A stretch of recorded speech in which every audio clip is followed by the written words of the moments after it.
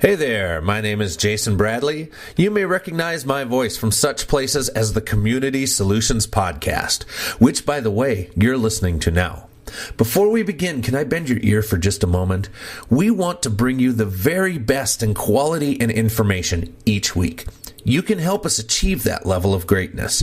If you sell something, want to announce something, or try to convince others to vote for you, consider advertising on the Community Solutions Podcast. You can email us at commsolutionsmn@gmail.com, and we'd love to help you tell everyone about what you do. Once again, that's commsolutionsmn@gmail.com. commsolutionsmn@gmail.com. Let us be your solution to increase sales. We thank you ahead of time for your consideration. Okay, enough yammering. On with the show.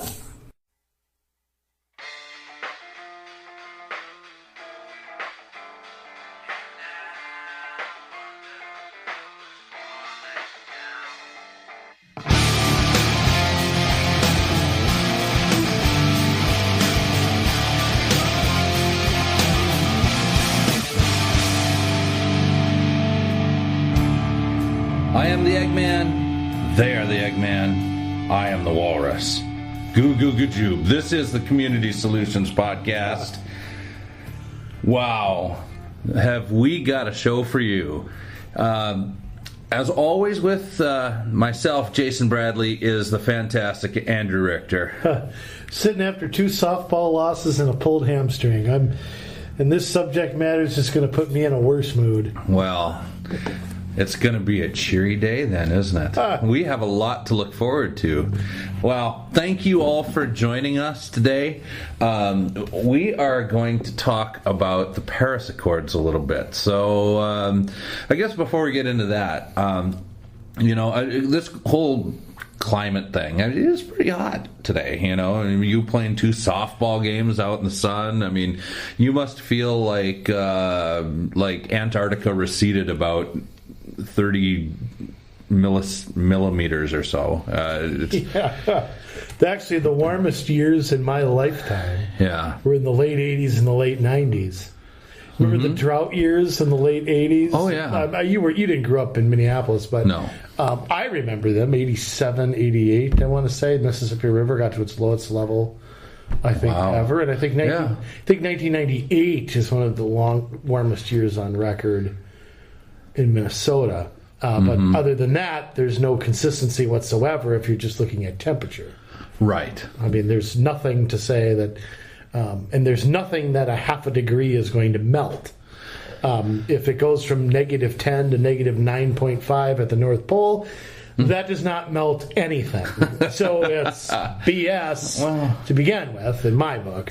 Well, I don't know. What if it goes from 32 to 32.5? Well, that's technically above 32. Might something melt at that? No, it'll refreeze overnight.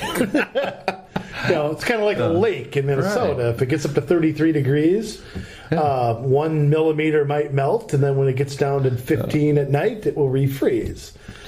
Drastic temperature changes have to happen to make anything like that possible. I mean, when I was growing up, I had a science teacher, and I didn't realize at this time he was pushing an agenda, taught us that California was going to break off because of a San Andreas fault. Right. Florida would be underwater. We wouldn't have gas by now.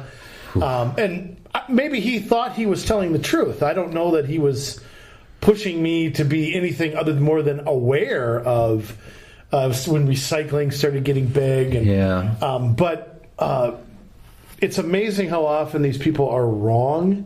I mean, the weatherman can't get the forecast right for next weekend. How is that guy going to know what your climate looks like in 1,000 years when he can't get Sunday right? Well, and that's the thing. I mean, a couple of days from now, I'm going to be headed to Dallas doing some music work down there, playing some gigs, and I'm looking at the weather, and it's like, oh, it's going to rain Tuesday. Wait, no, it's not. Yes, it is. No, it's not. Every day it says something different. So they change their mind more than I change my underwear, and that's a lot.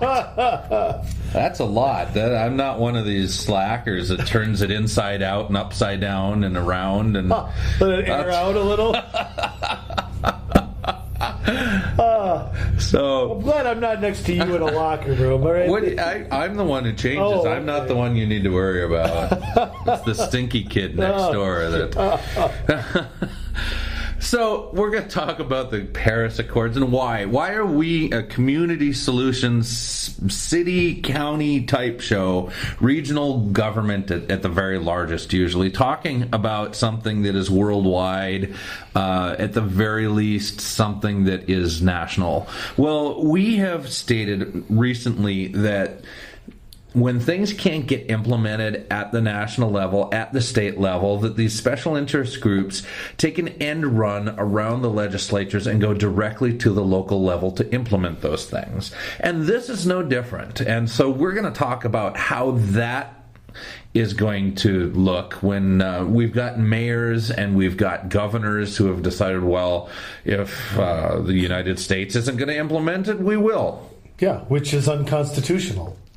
I mean, a state cannot enter into contract with a foreign government. That's correct. So it's an impeachable offense to even declare that. And, you know, when you talk about how it's going to be implemented, I mean, I'll use Governor Dayton, who came out in and out of consciousness while he was talking about how he's going to do this, and he doesn't really... How is he going to do it, folks? Is he going to ask for the legislature to pass the Paris Accords into law? No, he's going to do it not just through local government, but through those agencies that the executive branch kind of controls. Mm-hmm. Whether that's, and they're not supposed to be making policy, let's remember that, whether that's the Pollution Control Agency, whether that's DNR, whether that's MnDOT, whoever, Department even of Education would be involved in that, because you got to shape people's minds. Mm-hmm. Where does that start? When they're young. Right. So he's going to hand out executive orders to them to reach certain goals, force other people to reach certain goals, or incentivize them to voluntarily, with air quotes. And that's how it's going to happen. It's not going to happen the way it's supposed to. And I'll take it even a step further. This Paris Agreement never was an agreement. This was never ratified by the Senate. Therefore, this isn't just like Kyoto or anything else. We reach a handshake agreement with something, and then it's not a treaty if it's not ratified by a two-thirds majority in the U.S. Senate. That's like me saying, hey, Richter, I'm going to come over to your house Wednesday, but I don't ever put it in my calendar. Chances are good that I'm going to make an effort, but you just don't know what's going to happen. Yeah, and if you look at the Paris Agreement, it comes with, President Trump is getting a little flack for this, but quite frankly, I think not only is it the correct move, I think it's a move he had to make. Mm-hmm. I mean, President Trump got into office with the backing of some groups that often don't back Republicans. Right. Whether that's the manufacturing sector, the unions, the coal miners who've become more Republican, especially in states like West Virginia. But there's no question that he won Pennsylvania, Michigan, Wisconsin by the backing of these groups who he kind of has taken more of a protectionist view. I don't know that that's 100% accurate. Right. I have my back and forth about free trade, but he made the case while he was campaigning that this was a bad deal. And I think he's right for those sectors. Yeah. And so I think it's a move he had to make. I think the climate goals of this are totally unrealistic, will never happen in a place like the United States. It could happen in 500 years. Without us going back to a horse and buggy, this is never going to happen. Period. Mm-hmm. There's no evidence that this has any effect in global temperatures. Right. I mean, there has been none. There's nothing linking a coal mine to melting the North Pole. That is true. Same would go for, drilling oil. Same would go for mining iron ore, whatever it is. They're resources that we've been using for hundreds of years. Mm-hmm. I mean, we've been using oil for how long now? Right. Since the John Rockefeller days. Right. Or even before. And I'll tell you what, one of the problems I have, this is the same problem I had with Kyoto, other than the entire thing itself. But the biggest thing is that nations are not treated equally in this. Exactly. If the United States has to hold up something, China, India, and other countries are not held to that same standard. Mm-hmm. And all that does is take a coal job, a mining job, or something like that, and send it over there. And I'll tell you this. I mean, they're good paying jobs. They are. Our water and our air are cleaner than they've been in a long time. When's the last time that you heard about the Cuyahoga River on fire, or anything like that? Our coal, our oil, they burn cleaner than they used to be because of our refining technologies. We have made steps forward in the way that we do it. Private sector innovation is what's fixed it. Absolutely, it has. And, you talk about investing in things like, not you, but I mean, people generally speak, we got to have solar panels. What, we need more cylinders out there? Yeah, well, and with the way that solar panels are, with the depreciation on solar panels, when they start to finally pay for themselves, they need to be replaced. That's just where we're at. Now, in 5 years, the technology will probably be there where that will be advantageous. Right now, it's really not. It's not, because the way it's made up for is with government subsidies. Right. The way it's made up for is all of us are paying for it. Mm-hmm. You see a solar panel on top of Walmart? Who's Walmart paying for that? No. They're getting a tax break to put that up, or they wouldn't do it. Right. It's financially, they're just, and it's not Walmart's fault. They're following the law. Yeah. That's the law. Mm-hmm. So you don't like it, change it. I'll tell you what, though. Yes. Here's the thing that irks me about this climate deal the most. Okay. And that is this redistribution of wealth fund. Mm-hmm. And this is nothing more than worldwide socialism. Yes, it is. That there is a fund, a climate fund, a green fund, that the developed nations, i.e. the United States. Right. I mean, and maybe a handful of others in the EU, and they're probably not paying their fair share, to use left terminology. Mostly the United States is going to have to finance all of these other countries to do this for them. Mm-hmm. In other words, who cares if they're dictators? Who cares if they're, not good governments? Who cares if their people have any freedoms? No, it doesn't matter. Right. We're going to cut them a check. And there's no accountability to them. What's the global initiative going to do if said dictator uses the money to buy a new car? What do we do? And perfect case in point, and I say this, I love the nation of Haiti. I was there 6 months after the earthquake happened. It was total devastation. I would go back again and again and again and again to put muscle into rebuilding that nation. However, we have seen what pouring money into that nation has done. It is a very dirty country, and I mean, they throw trash everywhere. I mean that you can see and smell in the atmosphere from the exhaust and the things that are burning whatever fuels that it doesn't smell quite right. It you can see Sounds the like haze. Gary, Indiana. It is very much. It's like Gary, Indiana. Yes, my word.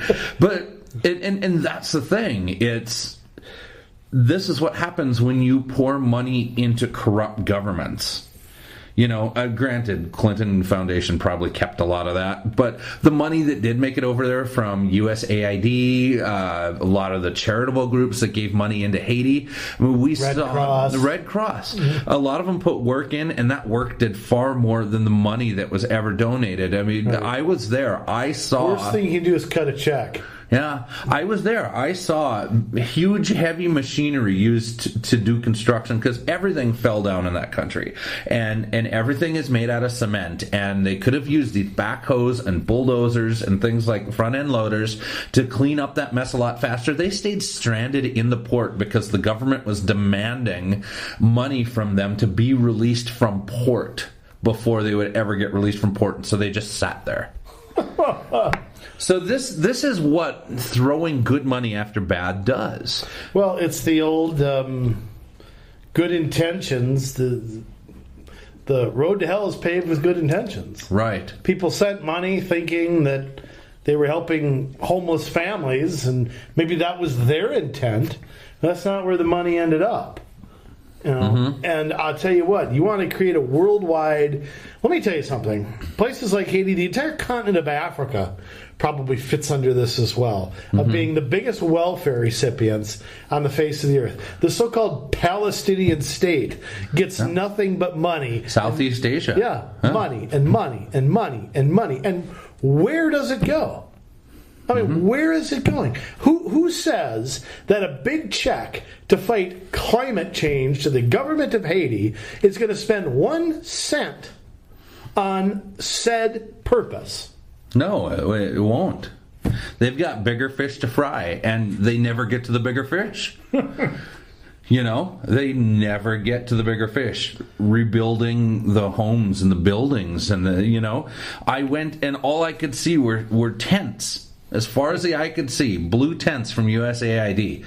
And I tell you what, things are a little better as far as, people aren't living in tents, but there's still a ton of devastation from an earthquake that happened 7 years ago. Yeah, I mean, you saw the same thing in New Orleans. Yeah, they're still rebuilding New Orleans. And what was Hurricane Katrina Vanden Heuvel? What was that, 2006? Yeah. 2005? Yeah. And I mean, that area still is not recovered. No. I was down there last year, and it's still very, very poor. Very, very, much in a rebuilding phase. Incredible. And, here's my question. Why can't the United States go its own way in doing this? Right. Why do we need to sign on with 200 other nations that have nothing really in common with us? You look at countries in Western old Europe, as we kind of called it now, who are all basically socialist countries. They have growing Muslim populations. Yeah. They produce nothing, make nothing, have basically no private sector whatsoever. Right. Our military protects them through NATO. Why is it that we're sitting down at the table negotiating with them? I mean, why can't we say, okay, the United States wants to keep our coal jobs, keep our manufacturing jobs, and at the same time reasonably protect the environment? Well, and this is the way things are done now. Everything is done by these multilateral governmental NGOs or boards or agreements. Where are the leaders? I mean, this is why President Trump is getting lambasted right now. In certain circles. He's getting cheered in a lot of circles. But I'm telling you, it's because this is how government is done now. We go to the focus groups. We go to the, cross-government panels and think tanks. We don't go to a leader with revolutionary ideas and say, fix it. And that's how we came up with the assembly line. Yeah. That's how we came up with the light bulb. That's how cultures are transformed, are by revolutionary thinkers that think outside the box, not by a bunch of people, lemmings that get in a line and jump off a cliff one after the other. Here's what we should do. We should give like a $10 million, $100 million prize. Yes. To the private sector innovator that can make a solar panel without a government subsidy. Wow. What kind of creativity, what kind of new ideas do you think could come across right there?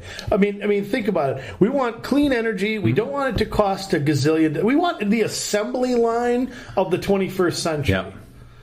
And unfortunately, you have a lot of companies that have gotten into bed with government. Right. GE probably is maybe the largest recipient of government tax dollars that you can possibly find.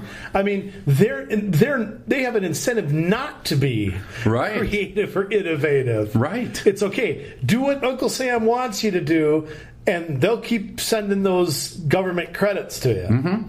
And you're right. I mean, that seems counterproductive. That seems like a huge number to throw at somebody. Whoever designs the most efficient, most long-lasting, best made solar panel out there. That's a lot of money to throw at somebody, but I tell you, that's a lot cheaper than throwing $5 billion at the UN or whatever to try and achieve. The Solyndra, how much did they get? $1 billion in taxpayer money to do what?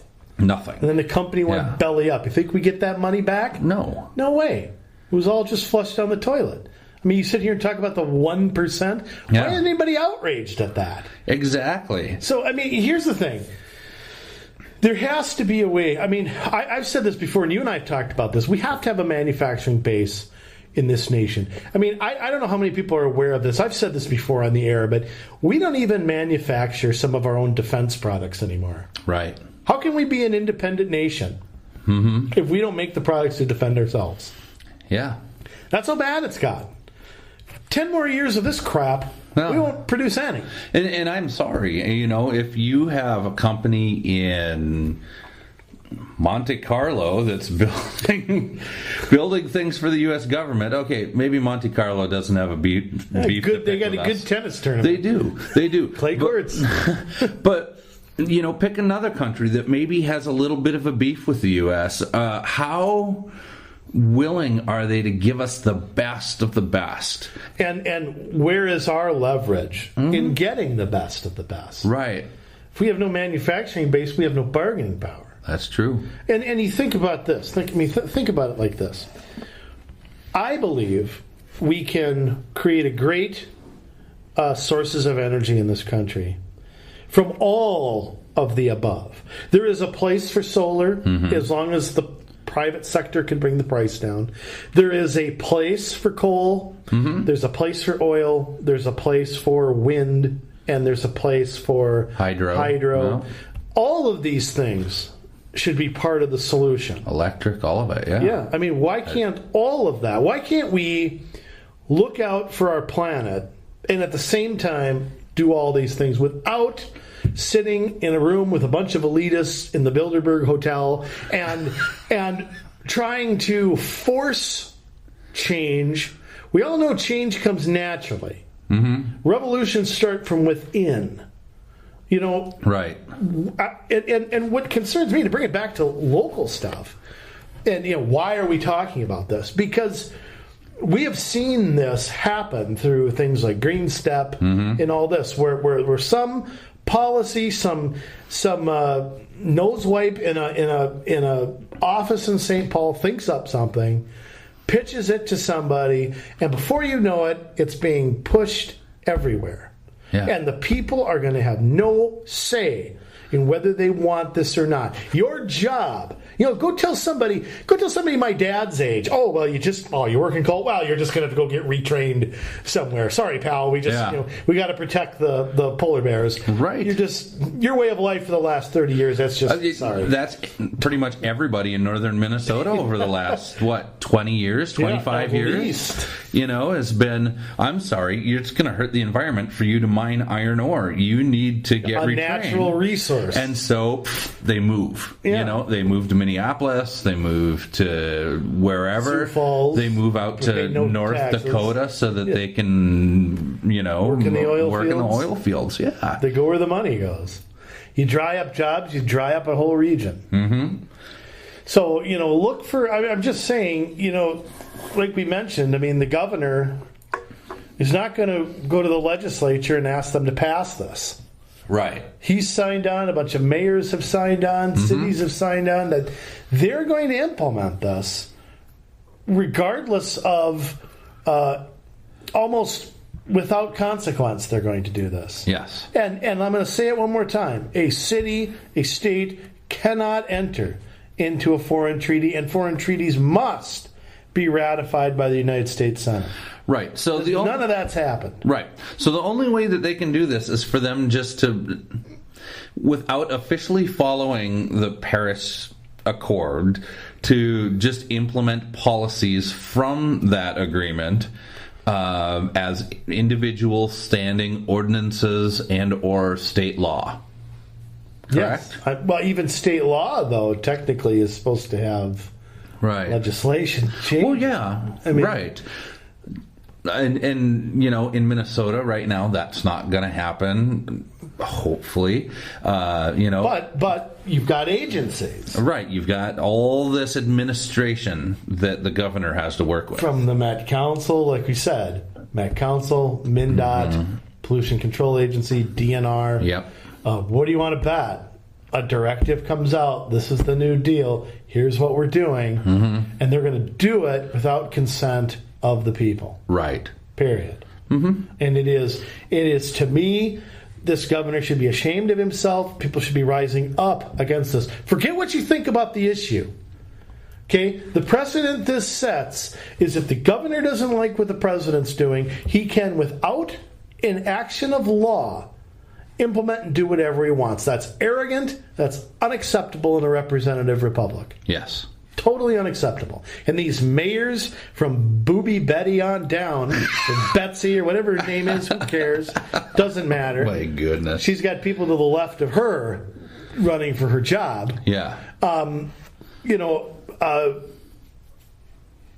You can see what will happen in Minneapolis will fan out to other places. Pretty soon, that's going to be in a mayor debate next year. Yeah. In another city. Hey, are you going to follow Minneapolis's lead with that Toots or whatever her name is?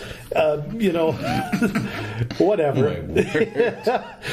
Sorry, getting a little passionate here. But are you going to follow Minneapolis's lead and implement the... I mean, that's what's going to happen. Right. No, and that's the thing. I mean, Hodges has already signed on to do this with the mayors of Pittsburgh and New York and LA. And you've got Chris Coleman, who's already involved in this stuff. Right. And has been involved in chairing or co-chairing or whatever the hell he's doing. Doesn't matter. He's already signed on, and I know he's not running for re-election, but St. Paul's going to implement this too. Right. Oh, yeah. I mean... Yeah, and they won't even think twice about it. I mean, whether they do it while he's still there or whether he's moved on to run for governor and they do it afterwards. Yeah. They have a group called Climate Mayors that they want to put this stuff into action, and they've got a whole agenda, So they want to work together to strengthen local efforts to reduce greenhouse gas emissions and support efforts for binding federal and global level policy making. They're saying, please, federal government, they're on their knees and they have their hands like clasped, like they're praying to the Lord Almighty. Please, federal government, tell us what to do. Please, World Court, please, UN, tell us what to do. We're waiting with bated breath because we are too dumb to figure it out. We want the unelected people to tell the elected people what to do. Yes. Because Congress isn't going to pass this. No. So it's let some bureaucrat and some agency tell us what to do here. One of the members here is Philadelphia Mayor Michael Nutter. I think he's appropriately named. We'll just say that. Oh boy. But yeah, I mean, there are all these groups, and there are more than one group of mayors that, there's climate mayors, there's the Mayors Association, that they're on board from an association level. So with all of this coming down and coming around, and you see local governments that are saying, yeah, we can pick up the ball and run with this. And, there are certain provisions where they're not going to be able to do that. I don't foresee Minneapolis forking out money to Zimbabwe. I don't see St. Cloud sending out money to Bhutan, to help with their climate change efforts. I think that. So from that aspect, I don't think they can do that, but I think that we are going to see, through Green Step and things like that, we're going to see more regulation passed down where it's, we want you to hit these goals, There are a number of cities out there that are calling for zero emissions. Like, what Paris had wasn't good enough. We need to have zero emissions. How on earth are you going? Would have to have all electric cars. no coal, no oil. No breathing, CO2. Yeah? How does that work? I don't know. Nobody can breathe in the city, I guess. Nobody can eat. Nobody can go to the bathroom. Nothing can happen. But you're right. I mean, that is what's going to happen. And I'll tell you what. What also scares me is this is going to happen without anybody noticing. Mm-hmm. You know, I mean, who heard of Green Step before you and I made it an issue?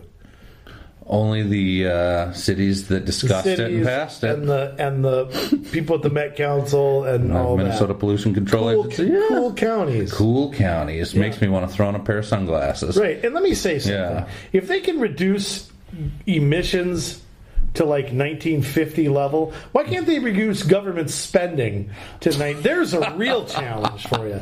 We could reduce.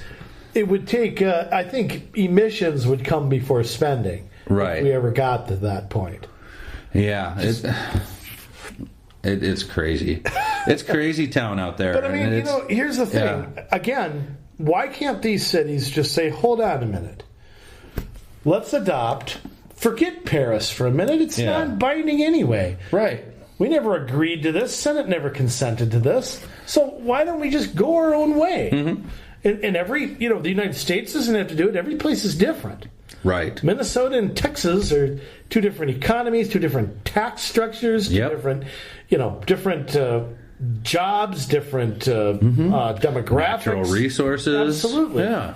You do the best at protecting the environment and jobs, and find a midpoint there. Mm-hmm. You don't need a bunch of globalists in Europe telling you how to get there. No. Do what you have to do. Yeah. And why isn't that the path that we can't just go down? Look, I don't want dirty water. I don't want dirty air. Nope. Okay? I don't want those things. At the same time, I want that coal miner making $30 an hour keep his job. I do too. I don't want him taking a job delivering pizzas. No. So how do we reconcile those two things? That's what we should be working on. Yeah. Not trying to destroy something for a bunch of pie in the sky green jobs. You know what green jobs will happen, whatever that is, when it is economically efficient in the private sector for that to happen. Right. I mean, when the market dictates that is a viable option, then by all means, please, let's go down that road. And they have to be good paying. Yeah. Or people aren't going to take them. I'm not going to take a 30% pay cut to go work for green. Who would do that? Yeah. Nobody. So, I mean, it's supply and demand again. Right. And, I have no problem with looking at ways to get out of oil, to use less oil, or out of oil-based, using that as the main ingredient for gasoline. Mm-hmm. But again, who's going to come up with that innovation? Tell me something the government's invented. I mean, it is going to come from an innovator, a thinker, a risk taker. Right. Government inventions. The income tax. Yeah, no kidding. Slavery. The poll tax. Yeah. Death tax. Prohibition. That was a good one. Those are government inventions. I mean, you think of the great inventions in time, whether it's been trains, cars, planes, light bulb, telephone, rocket ships. Yeah, they didn't come from government. Alexander Graham Bell didn't ask for a subsidy to invent the telephone. No. He went out and did it. Now, of course, in his day, you could do those things without 400 permits and all these taxes and all that kind of thing. So, I mean, the bottom line here that we're trying to get at here is we're going to have to look in Minnesota for a new wave of regulation, climate-based nonsense, unreachable goals, job-killing measures to be pushed down by this governor and the agencies that he controls. Mm-hmm. And the first line of defense, as we've said all the time, is your city, your county, your local government. Yep. So it's something to look out for. No, and when we got involved in Crystal, I mean, this was the reason, because I didn't want to fight the government at my front door. I was going to put up a barrier at City Hall. And we've done that. Yeah. You know, and that's why we needed to reproduce that in every city across the state, because there needs to be a barrier from your county government. And then once we have the city governments, we go and we push the next barrier to the county level. And then we push it to the state level. I mean, the state right now, I mean, it fluctuates back and forth with the wind. And part of that is because the Republicans seem to be pretty useless as far as being able to put anything into play that resembles I've said before, grand thinking. Before, you don't stand for anything. It's a great way to lose. Yeah. And I mean, I'm going to try to temper my disappointment, but I don't know what the case is to reelect Republicans in Minnesota. I mean, you know, if and I don't want to get too off subject here, but we're going to see a 9% increase in government spending over the next 2 years. If the DFL of Dayton had proposed that, 2 years ago or 4 years ago, right, the Republicans would have gone nuts. Yep. They propose it, and it's all okay. Right. So they're great at winning elections. They're great at talking in front of groups that nod. They're not good at putting anything together that we can move forward on. The same thing happening in Congress. I think the president is being left out on an island. I mean, he's proposed tax reform that has gone nowhere. He has fulfilled promises from Judge Gorsuch to pulling out of Paris to whatever he can control by himself. And we got a Congress not serving him very well. Right. They'd rather investigate some Russian BS than do what they were elected to do. You know, that's not why they won. I don't understand how to get that through to their heads. They were elected. They were elected to repeal and replace Obamacare. They were elected to put more money in my pocket and to get the government off my back. And they haven't done either of those things. And I think they've not been a friend of the president at all. I mean, the president's made his own mistakes, but you can overcome that with accomplishments. Right. But give him where's his tax bill to sign? You know? Right. I mean, Republicans in Minnesota, where's your fiscal responsibility? Well, that's a good question, that's you know, and I guess so. But I mean, going back to local stuff, you know, that is why we put that line of defense in Crystal, and why we're trying to get it across the country, across the state for sure, because they are going to come for your city, and they are going to try and implement the stuff that you have no control over, and it's going to cost you more in taxes. It's going to cost you more in the types of things available for you to purchase. Freedom of choice. Yes, it's going to limit. Every regulation costs you money. It does. No matter what, it costs you money. It does. No regulations get implemented for free.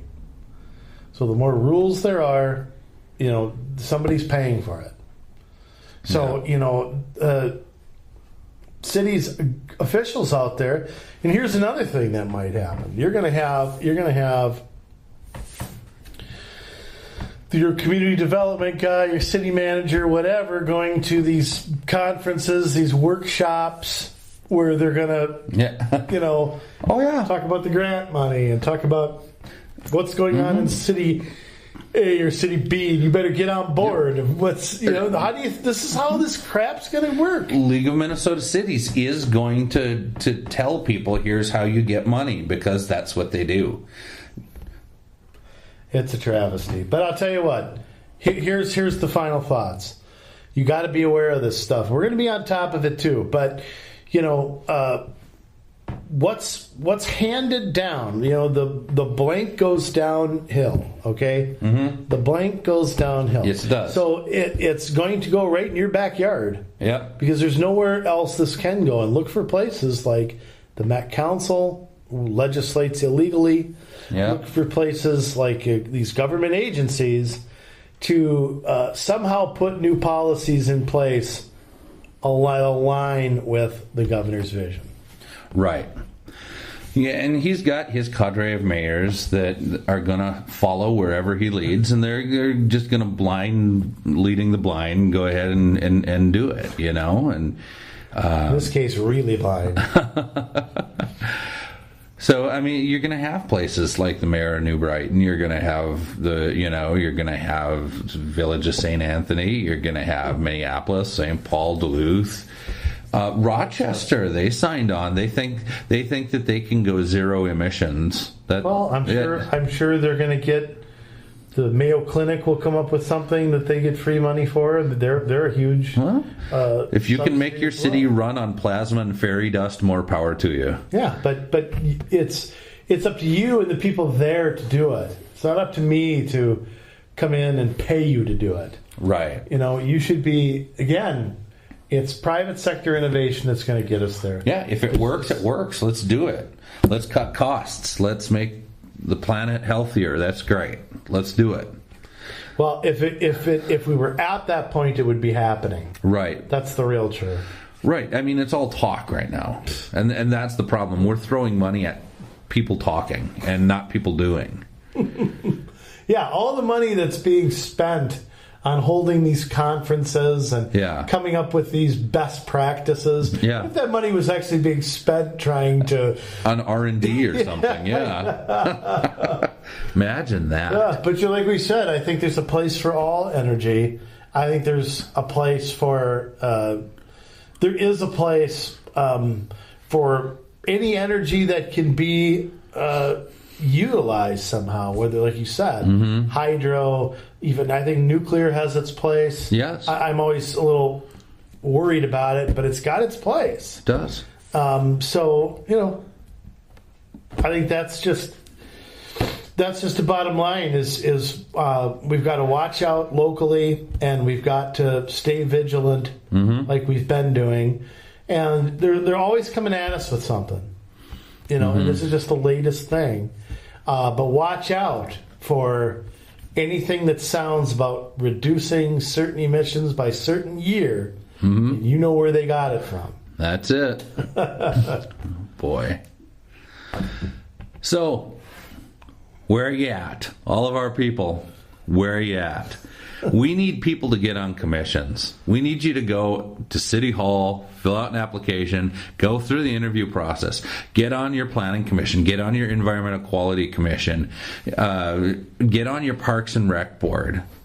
Because this is where you advise the city council, hey, this is what we think is a good idea. You load that up with like-minded people, and you're going to be able to have some sway. Because I tell you this, the packets come from the city staff, and they're just going to run with it. They're going to think it's a good idea for the most part. So it's up to you to provide some contradictory research. It's up to you to come in and say, no, I don't think this is right. I don't want to approve this measure, or I do want to approve this measure. Maybe it's something that's good. I have yet to see those things.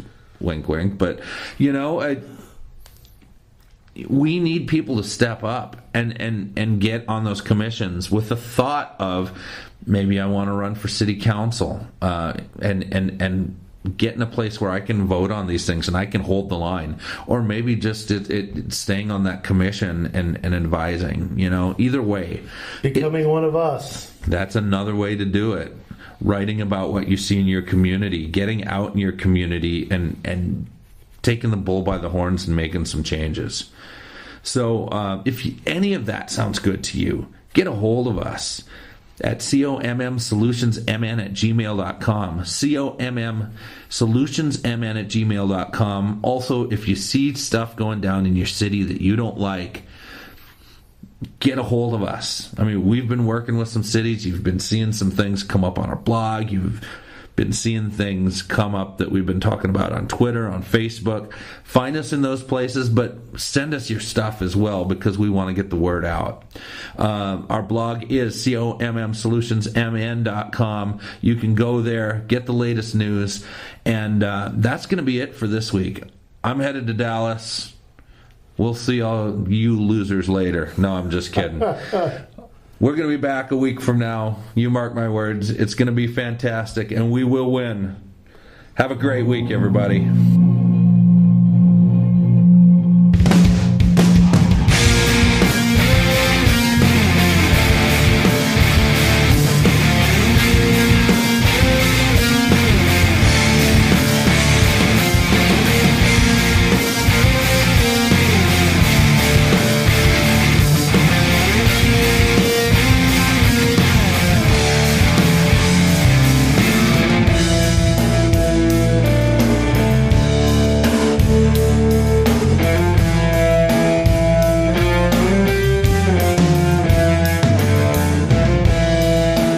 take my life.